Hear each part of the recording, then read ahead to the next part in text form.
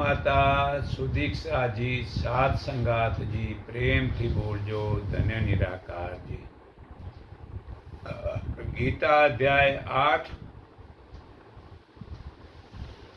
પરબ્રહ્મ શું છે એને ઓળખ્યા પછી ફરી જન્મ થતો નથી. તો અર્જુને પૂછ્યું, હે પ્રભુ, જે પરબ્રહ્મનો આપે આટલો મહિમા ગાયો છે તે પરબ્રહ્મ શું છે?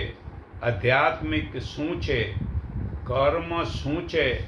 આદિભૂત કોને કહેવાય છે?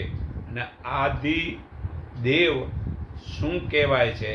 આ શરીરમાં આદિજ્ઞ કોણ છે? અને આ વંશચિત્તવાળો મૃત્યુકાળે આપને કેવી રીતે જાણે છે તે મને કહો. તો આ ગીતા અધ્યાય 8 શ્લોક 1 થી 2 જે ઉપરનું બતાવ્યું. હવે શ્રી કૃષ્ણએ કહ્યું, જેનો નાશ નથી તે શ્રેષ્ઠ તત્વ પરબ્રહ્મ છે. સાંભળો, આ પરબ્રહ્મ છે. પરબ્રહ્મ એક જ છે. તેનો સ્વભાવ આધ્યાત્મિક કહેવાય છે. પ્રાણી માત્રને ઉત્પાદન કરનારી ક્રિયા તે કર્મ છે નિરાકારનું. ને જે નાશવત પદાર્થ તે આદિભૂત છે. અને ચેતન અધિષ્ઠા આદિદેવ છે. હે અર્જુન, આ પ્રાણી માત્રના હૃદયમાં અંતર્યામી રૂપે રહેલો આદિયજ્ઞ છે, જે અંતકાળે મારું જ સ્મરણ કરતો શરીર છોડી જાય છે. તે મારો ઈશ્વર ભાવના સ્વરૂપને જ પામે છે, એમાં શંકા નથી.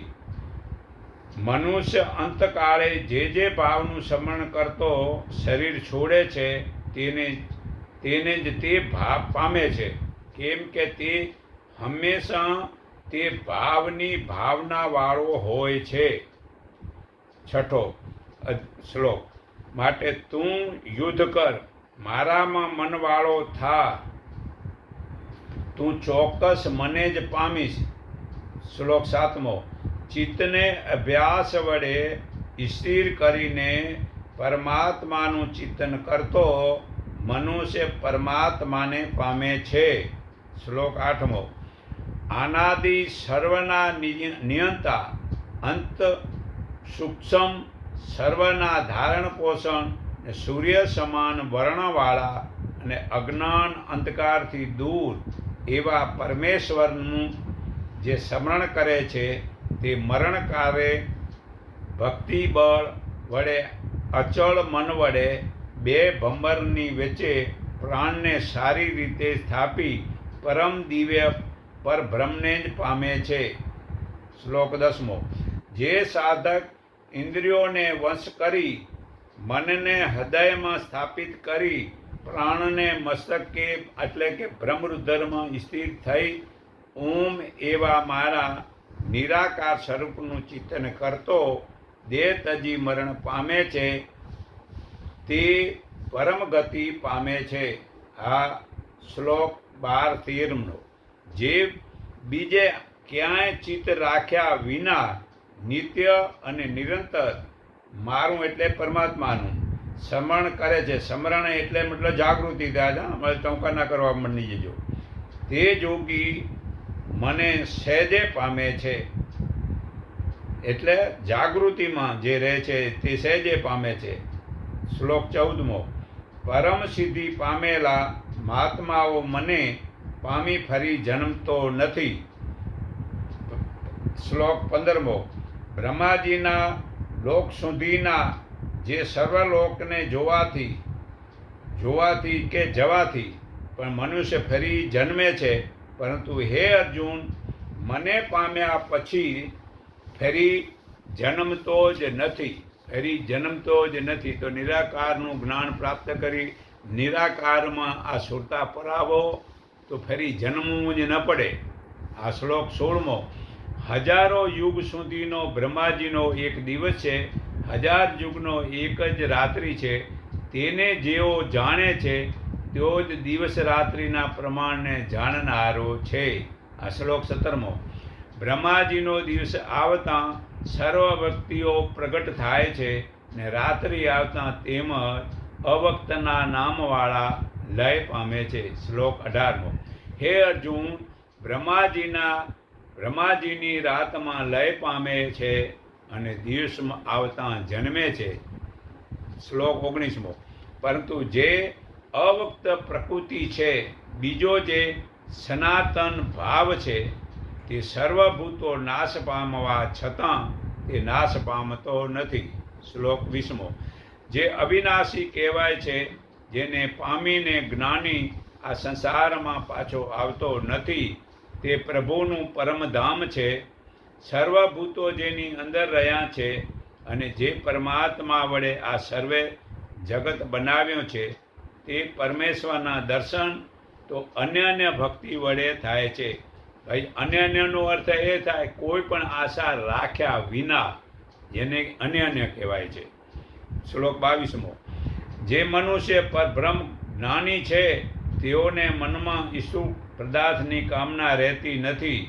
તેમજ સૂર્ય ઉત્તરાયણના 6 મહિના દરમિયાન શરીરનો ત્યાગ કરે છે, તેઓ એ પરબ્રહ્મને પામે છે. શ્લોક 24મો. ધુમાડો રાત્રિ કૃષ્ણ પક્ષમાં કે સૂર્ય દક્ષિણામાં હોય તે 6 મહિનામાં જે જોગી મૃત્યુ પામે છે, તે ચંદ્રલોકમાં જાય છે, પરંતુ ત્યાંથી ફરી પાછો જન્મે છે. શ્લોક 25મો. કેમ કે જગતમાં આ શુક્લ એટલે કે સારી અને કૃષ્ણ એટલે ખરાબ, આ બે ગતિનો નિત્ય મનાયેલી છે, તો શુક્લ પક્ષથી જનારો પાછો જન્મતો નથી અને કૃષ્ણ ગતિથી જનારો ફરી જન્મે છે. તો હે પાર્થ, આ બંને માર્ગને તત્વથી જાણતો જોગી કોઈ પણ જોગી મોક્ષ પામતો નથી. માટે હે અર્જુન, તું સર્વકાળે યોગવાળો થા. શ્લોક 27મો.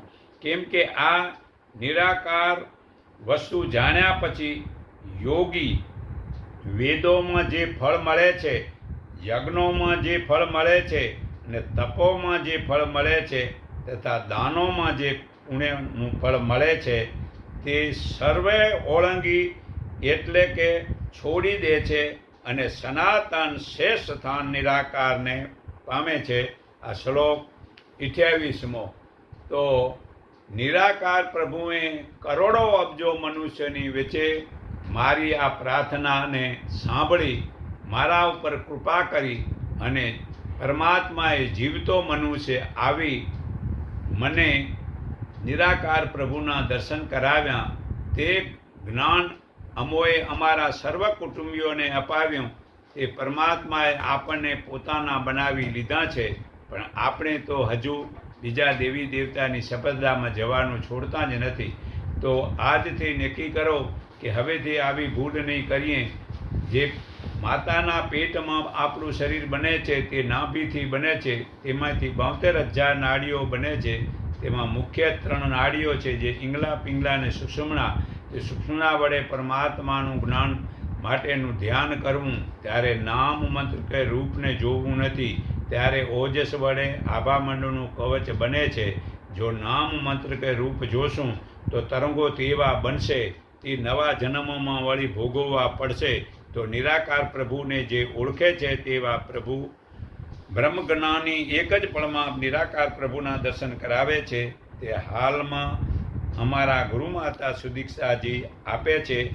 તે નિરાકાર પ્રભુનું જ્ઞાન સંત પ્રકાશ નિરાકારી મંડળ, ઇન્ડિકેપ 3 રસ્તા, માયા સિનેમા રોડ, કુબેરનગર, અમદાવાદમાં સવારના રવિવારનું મળે છે. તો હું સર્વના હૃદયમાં રહેલા પરમાત્માને હું મારા હૃદય ભાવથી નમન કરું છું. એકને ઓળખો, એકને માનો, એક સંગઠીન બનો. સૌનું મંગળ થાવ, સૌ સુખી થાવ. આટલું કહી હું મારી વાણી વિરામું છું.